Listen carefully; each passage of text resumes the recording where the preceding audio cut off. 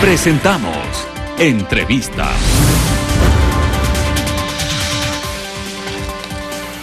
Amigos televidentes, saludamos cordialmente al coronel Juan Zapata, presidente del Comité de Operaciones de Emergencia Nacional y director general del ECU 911.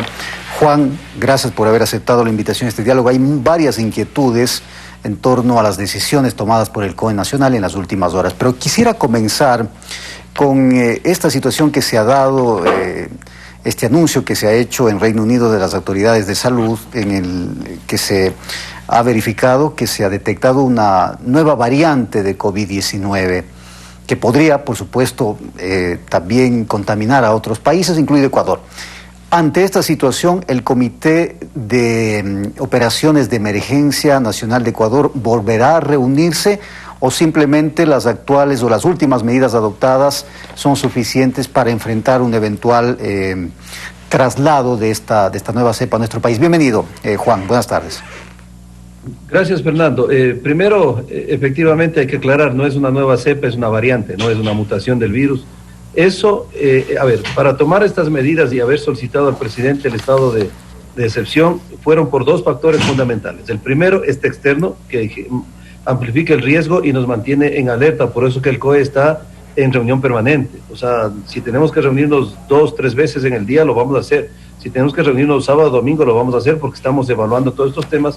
Pero el segundo tema es interno y allá quiero llegar a la reflexión de los ecuatorianos, las incivilidades y inconductas encontradas justamente en este mes de diciembre especialmente, donde ha crecido el 400%, vamos a superar de las aglomeraciones respecto a septiembre, que era el último estado de excepción. Entonces, esas inconductas que lo decíamos con usted, Fernando, la vez anterior, que tiene relación directa con contagios, es las que queremos minimizar en una fecha tan sensible como es Navidad y como es fin de año. ¿Por qué? Hoy, la gran causal de contagios están siendo las reuniones sociales, las reuniones de familia ampliada, las reuniones de los amigos. Mire el potencial de riesgo que tendríamos en las cenas de Navidad, por eso se aplica la restricción para privados y el toque de queda de 10 a 4 de la mañana. Vamos a evaluar nosotros en estos días qué efecto, y por eso vuelvo a pedirles de favor, y es la primera vez que lo hago así, Fernando, a nuestra comunidad ecuatoriana. Si existe un buen comportamiento en Navidad que nos permita a nosotros inclusive ir flexibilizando estas medidas que entendemos que son duras pero necesarias, pues se tomará la decisión pasado la Navidad dependiendo de las cifras, vuelvo a insistir, dependiendo de las cifras, porque hemos notado un relajamiento total. Para que tengan idea, el último fin de semana 80,000 personas en la Bahía, 68,000 personas en el centro histórico. Estuvimos en la última plenaria con la alcaldesa de Guayaquil, con el alcalde Yunda y el alcalde de Cuenca, Pedro Palacios, porque eran las ciudades que tienen la mayor cantidad de incivilidades, a ver cómo podemos apoyarles. No olvidemos que el control del espacio público es municipal y nosotros tenemos que hacer un solo frente común para apoyar, pero no habrá control si no hay colaboración ciudadana. Entonces, nosotros nos reuniremos, estimado Fernando, las veces que sean necesarias. Hoy a las 2 he citado nuevamente a una reunión del COE Nacional. Ayer tuvimos otra reunión presencial con todos los ministros, con todos los líderes de las mesas, y estamos activados permanentemente. Ahora, Juan, en torno a a este diagnóstico que van a hacer ustedes, a esta medición, a esta evaluación en estos días para ver si se cambian o se flexibilizan, entiendo yo, para las festividades de Año Nuevo, las restricciones. Pero hoy pudimos ver de un reporte hecho por nuestro equipo de noticias, por ejemplo, en la Bahía de Guayaquil, coloquialmente hablando, hay ríos de gente, o se puede evidenciar ríos de gente. Es decir, la gente, ni siquiera el estado de excepción, ni siquiera las restricciones adoptadas a nivel nacional, ni lo que está haciendo el municipio, han resultado un freno para esta situación que se vuelve a repetir, insisto, en sectores como la Bahía. Frente a ello, ¿qué se puede hacer? Por eso, Fernando, insistimos que la colaboración ciudadana es fundamental. Definitivamente, y ustedes mismos nos están dando la razón, si la gente se vuelca a hacer las compras de Navidad, imagínense lo que puede pasar en la cena navideña. Por eso es que estas decisiones son necesarias para los impactos posteriores. Hay dos cosas claras, Fernando, que no quisiéramos llegar, vuelvo a insistir, como presidente del COE Nacional, no lo hemos topado ni lo quisiéramos topar jamás, que es un nuevo confinamiento al país. Esto creo que la ciudad y el país no lo aguantaría, pero todo va a depender de las cifras. Esperemos que esas cifras, y por eso son estas medidas preventivas para que en el balance de la segunda semana de enero nosotros no tengamos que tomar decisiones más duras, sino ir avanzando como hemos venido, ¿no? Restableciendo las actividades económicas, haciendo este balance entre la parte sanitaria y la económica, que es fundamental, y por eso pedimos este sacrificio de estos días. O sea, un nuevo confinamiento no está descartado. ¿Ustedes lo han analizado, Juan? Fernando, nada está descartado en el mundo. Esta es una pandemia. Hoy me preguntaban si el cierre de aeropuertos en el mundo está descartado. Nada está descartado porque estamos en una crisis sanitaria, estamos en una crisis que el virus todavía sigue con nosotros, la vacuna ya se está escuchando, pero recordemos que todo el 21 vamos a tener que seguir nosotros, esas imágenes son... Ya podemos ver imágenes de hoy. Eso es el día de hoy. El día de hoy hace pocos minutos. Mayor potencial de riesgo porque no garantiza el distanciamiento social. Entonces, si no hay esa colaboración, Fernando, dígame usted qué más podemos hacer. Yo lo que puedo decir, Juan, de lo que podemos ver es que la gente definitivamente está muy relajada y que las medidas dictadas en este caso por el COE Nacional no están dando resultado, por lo menos en estas primeras horas, en estos primeros días. Es que las medidas las tendremos que evaluar después de Navidad, Fernando, porque no solamente es el tema de la restricción, el toque de queda para evitar las cenas de la noche, esas reuniones que hubieran sido miles en todo el país, las aglomeraciones que se iban a dar en las playas, lo estaremos evaluando después de la Navidad, pero vuelvo a insistir, todo dependerá del comportamiento ciudadano y de cómo vayamos mirando los efectos, sobre todo en evitar aglomeraciones, evitar estas reuniones de más de 30, 40 personas en las viviendas, de este relajamiento que asusta, porque jamás le podemos retar a un virus que le demostró al mundo que es letal. Eso es el peor error que podemos cometer. Entonces, pedirles el apoyo de todos, ¿no? De los GAT, del COE Nacional, estamos activados todo el tiempo, pero sobre todo hay que trabajar en equipo y seguir insistiendo. Esperemos que por eso mismo se toma en estas fechas, mi querido Fernando, porque Navidad y fin de año son muy sensibles para el balance que nosotros queremos hacer en el mes de enero, porque ya diciembre ha venido con muchísima complicación, ¿no? Ahora, mire, el Hospital del Sur de Quito, me acaban de reportar que está saturado. ¿Y por qué está saturado? Por las fiestas de Quito. Eso quiero que entienda la ciudadanía. A veces somos muy fáciles para criticar medidas, pero no somos estrictos en el cumplimiento de la norma y el cumplimiento de entender que estamos enfrentando una crisis que al mundo le ha puesto de cabeza, mi querido Fernando. Entonces, por eso hay que tomar decisiones, aunque nos cueste, porque efectivamente golpean a ciertos sectores. Ustedes acaban de pasar imágenes, a lo mejor otros países, mira lo que hicieron, ¿no? Confinaron todo el día, y eso no lo queremos hacer. En el caso del mismo... Será una medida extremadamente, ya la última. No lo queremos hacer, pero necesitamos la ayuda de la gente.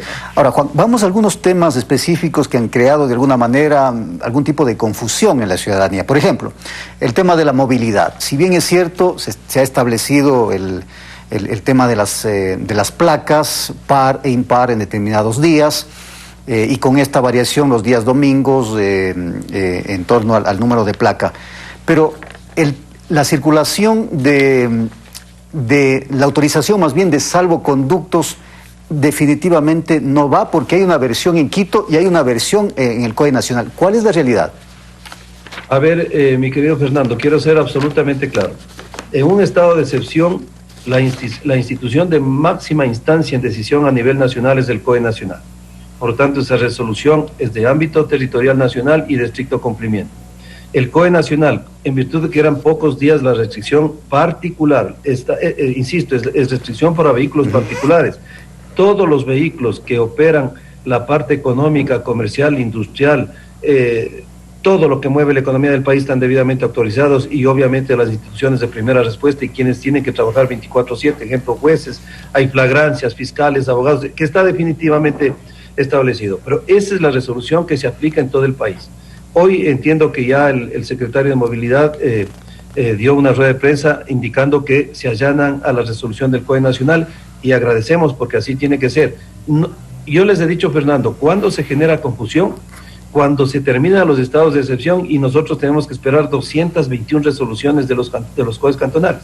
Cuando hay una decisión nacional como en el COE, que es una política con visión nacional, no hay discusión, porque eso se aplica en todo el territorio ecuatoriano. Pero definitivamente, además, el representante claro, de la AME. Definitivamente, Juan, no hay salvoconductos. No hay salvoconductos. Se decidió no emitir salvoconductos, ni desde el COE nacional, ni desde ningún COE cantonal.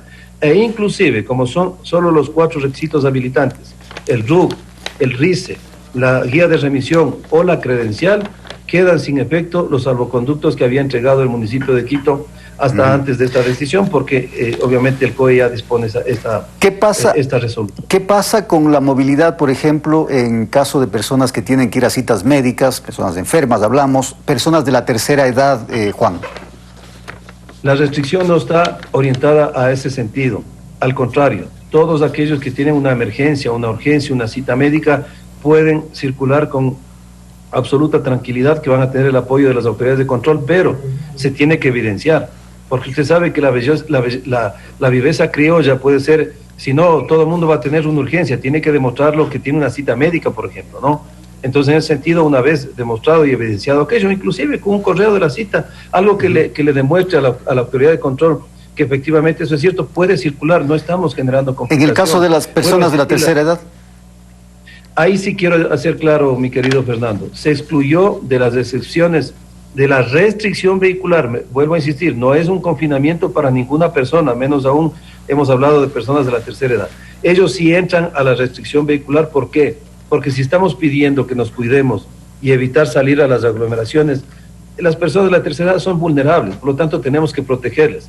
Pero ellos sí tienen un vehículo placa par, circularán el día que tienen placa par. Lo ideal es que no salgan estos 15 días, pero si quieren y tienen una necesidad, circulan. Pero si al otro día ya les coge la restricción, ya no pueden circular, pero pueden salir caminando las horas que quieran hasta las 10 de la noche. O sea, tienen no existe un confinamiento. Un confinamiento, sí, esa diferenciación es muy importante. Pero lo ideal es, Fernando, que por favor estos 15 días evitemos salir, porque miren esas aglomeraciones. ¿Usted cree, Fernando, que en las imágenes que usted me acaba de ver en la bahía, no es un potencial de riesgo para una persona de la tercera edad? Por supuesto. Yo creo que no solamente para una persona de la tercera edad, yo creo que para más todos. Para ellos, que son vulnerables, obviamente. Riesgo. Para todos, pero más para ellos. Ahora, Juan, en esta época muchas personas que están en el exterior, que trabajan, que residen en el exterior, vienen a Ecuador. Hay un horario de restricción en cuanto al toque de queda de 10 de la noche a 4 de la mañana. Pero ¿qué pasa si es que, por ejemplo, un vuelo llega a eso de las 11, 12 de la noche y los familiares obviamente quieren ir a recibir a sus seres queridos? ¿Cómo se va a manejar ese tema? Si usted evidencia eso, también tiene las facilidades de circular. Y también recuerde que en los aeropuertos están autorizados el transporte comercial que hace esos traslados. Por lo tanto, pueden usar también esos vehículos. En el transporte interprovincial, inclusive, Fernando, que ayer la resolución lo aclaró, algunas inquietudes que había. Porque miren, por ejemplo, hay vehículos, pongamos, desde Cuenca, desde Loja hacia Quito, que tienen más de 6 horas en su ruta. Se les autorizó a que circulen aquellos que salgan antes de las 10 de la noche y puedan llegar pasado las 4 de la mañana. Por lo tanto, tienen autorización de circular en el territorio ecuatoriano en la franja del toque de queda. Lo que no podrán hacer es hacer ascensos y descensos en esta ruta, pero eso es para dar la facilidad justamente a aquellas personas que necesitan viajar, y sin olvidar que el transporte interprovincial sigue funcionando con el 75% del aforo y el 50% de las frecuencias.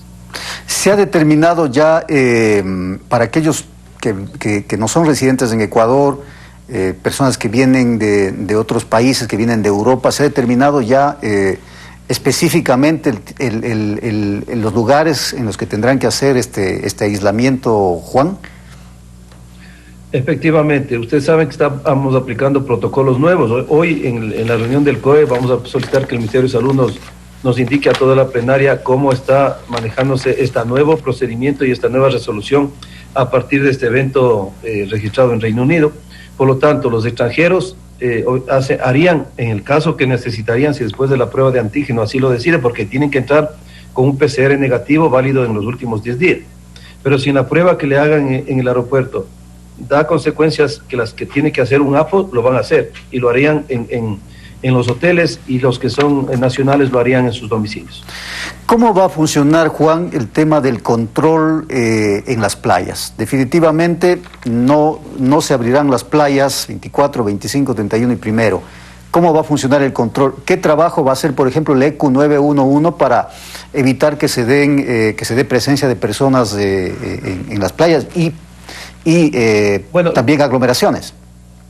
No olvidemos, Fernando, que una vez dadas las resoluciones, todos los gobernadores a nivel nacional ya hicieron sus reuniones operativas y en territorio, como están activados los COEs provinciales, arman el plan operativo para evitar que las personas obviamente se aglomeren en las playas, que ese es el otro concepto, evitar la aglomeración que podríamos tener en esta fecha sensible en las playas del país.